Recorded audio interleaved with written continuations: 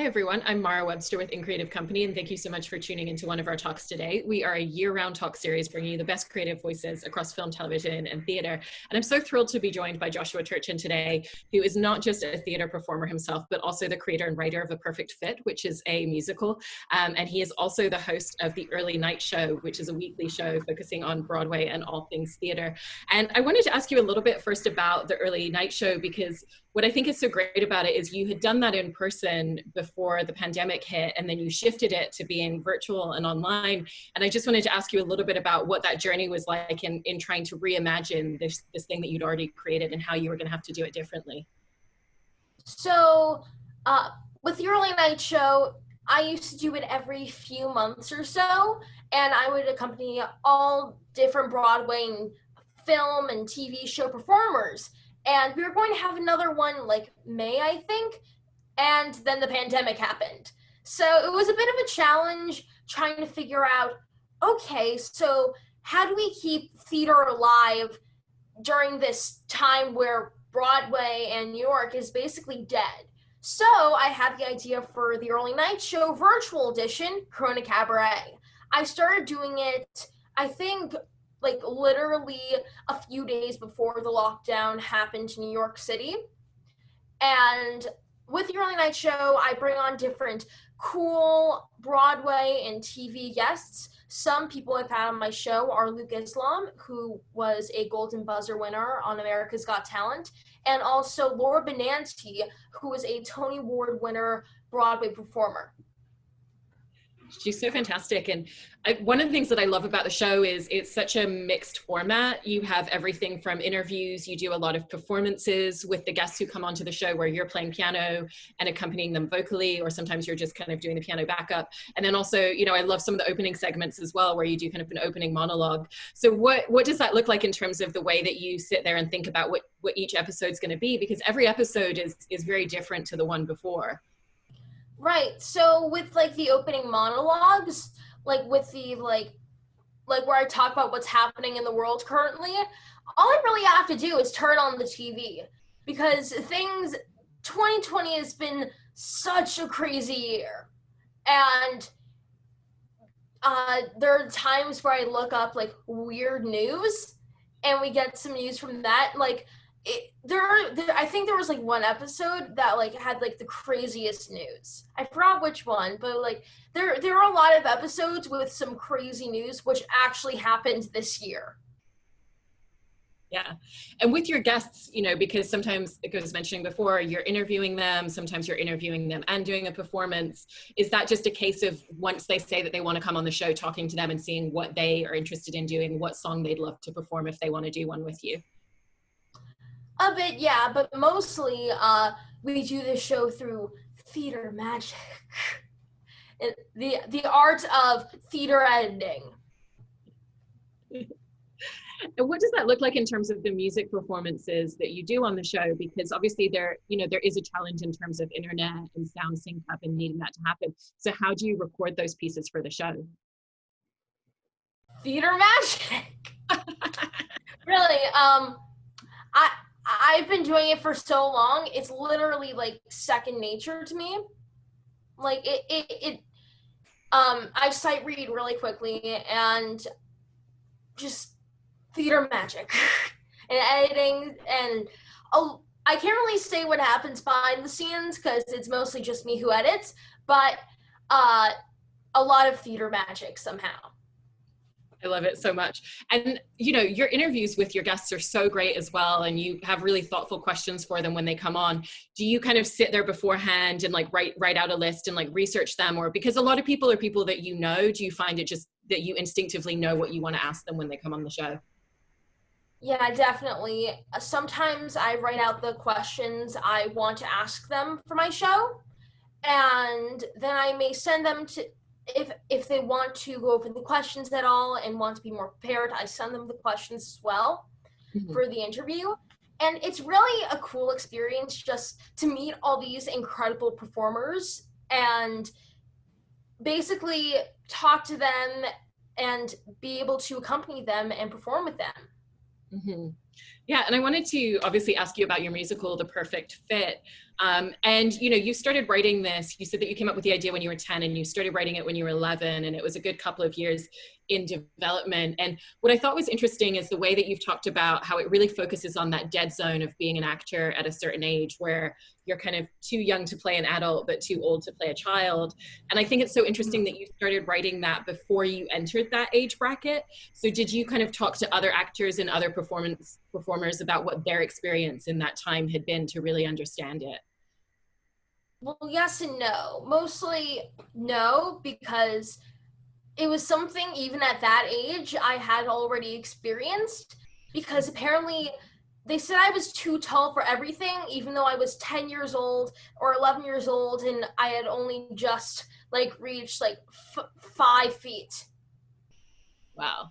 Which is crazy. It is but crazy. Yeah, a lot of the show, although it's a completely fictional thing, is taking a lot from my experiences as a performer and dancer and singer and actor in New York. Yeah.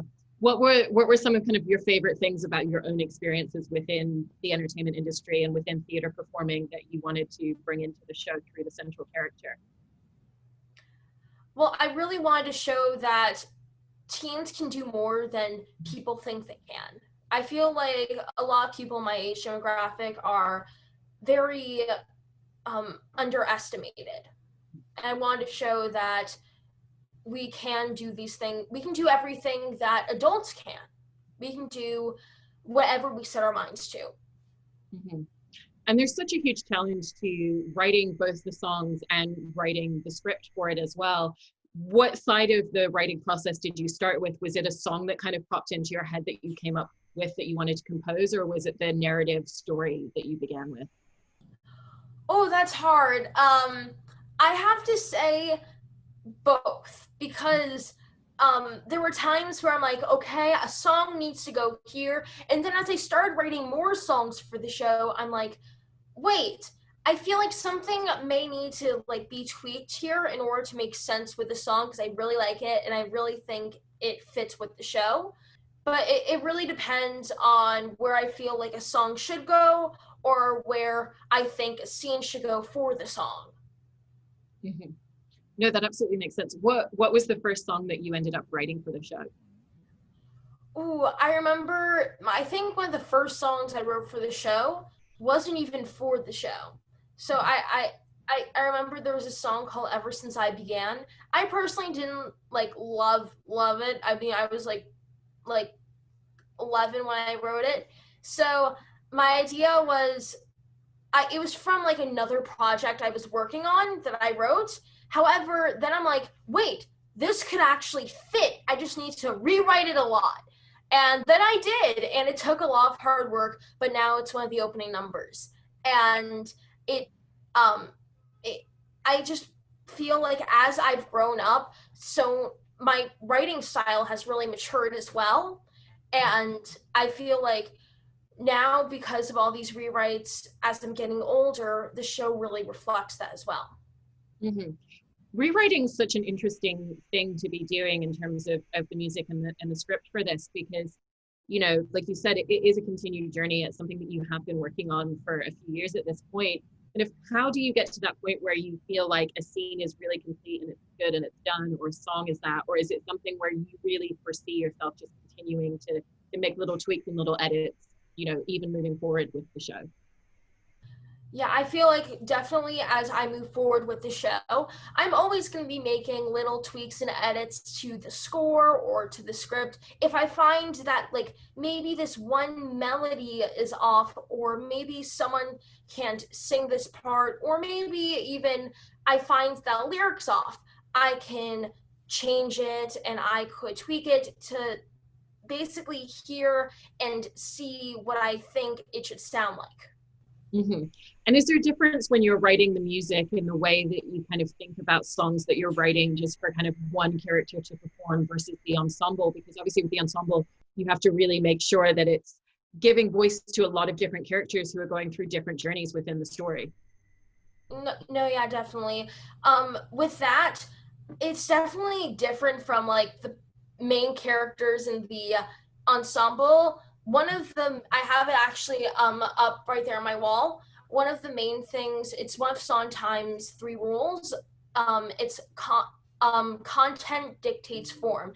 Basically meaning like, if you want to make an ensemble song, make sure it fits the entire, like, make sure it fits into the show, number 1. Number 2, make sure it helps to move the plot along. And number 3, also make sure that everyone gets a part and make sure that it makes sense with their own story.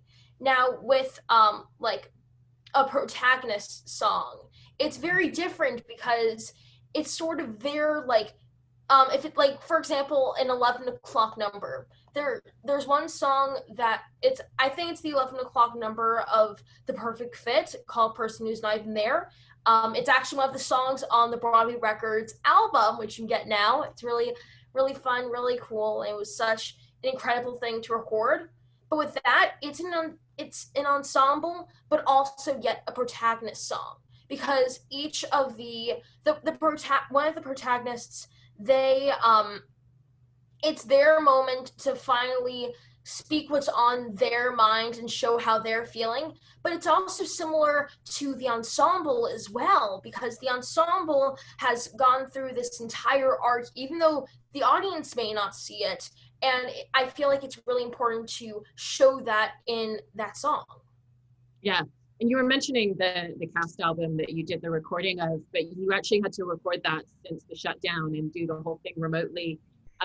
How much would you kind of put together as like the demo of the song for people to kind of know what they needed to bring in terms of their performance? Because you weren't recording it together, you were all recording your part separately for it. Yeah, I did have to make a lot of demos, but ultimately all the hard work I put in paid off, because hearing all of the instruments and all of the performers come together and sing this, even though like we're all apart and quarantining in our homes, it was just so beautiful to hear that performance and basically singing, and new shows can still thrive in this quarantining world. Yeah. I also think it's so great and so interesting that, you know, you're giving your castmates directions, particularly, you know, because you've written this, you know, those characters so well. And I was interested in kind of like how you approach that, and whether, you know, because you're a performer yourself as well, and you've been on the receiving end of notes from directors, kind of whether there were any directors that you've worked with that you really liked the way that they did that with you, and you've used that in the way that you've given notes to the cast in terms of like putting together the performances for the show or putting together the recording of the album. Yeah, there wasn't really a specific like director. There are some like composers, like for example, like Alan Menken and like Stephen Sondheim, which definitely helped to shape my musical style because I grew up with all of their things. But there wasn't like a specific director who I can say like shaped how I like decided I want the album and the show to go. Yeah. And what was that experience like the first time that you took the musical kind of, you know, almost like beyond your bedroom and beyond it being something that you just been working on at home, and you finally got to see other performers bringing it to life?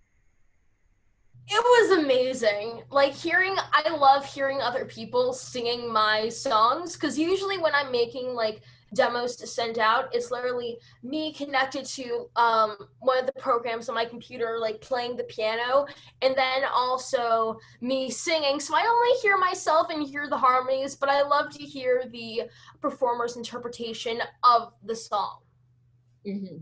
I randomly wanted to ask you about some of the things that you've been doing on TikTok recently, because I love the way that you're using that platform in a really fun way, but also like very much as a creative outlet. Like you're writing sketches, you're writing kind of parody songs within that. And so I was just really interested in kind of like the way that that's a really exciting place for you to just be very playful with creatively. Mm-hmm. Yeah, I feel like TikTok really allows me to express myself and also like meet other composers and performers as well. I really, really love just writing like fun little skits and new show, like Broadway show ideas for TikTok, because during this pandemic, aside from the perfect fit, I also want to grow as a composer and writer as much as I can. So I feel it's like TikTok and writing the shows or show songs on TikTok really helps to expand my musical vocabulary. It's so fantastic. And, I really hope that people will check out the next performance of A Perfect Fit, which is going to be November 15th at the Shubert Theater, obviously streamed remotely because of where we're all at right now. And you can find information about tickets at perfectfitmusical.com. And thank you so much, Joshua. This was such a pleasure talking to you today. Of course, thank you so much for having me.